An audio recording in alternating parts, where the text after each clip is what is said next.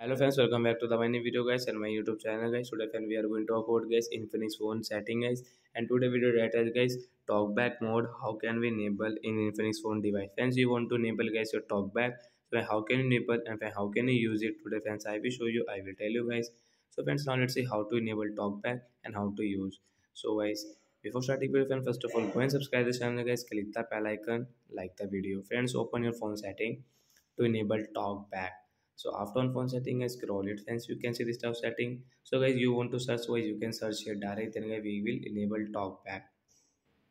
As you can see, I will write here guys talkback, tap here, and direct guys you can enable guys your talkback from here.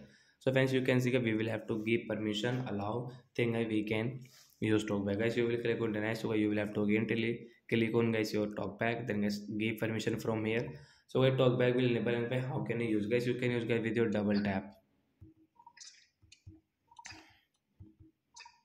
So friends, and guys you can use guys your screen with your two finger. One finger guys you cannot use guys talkback.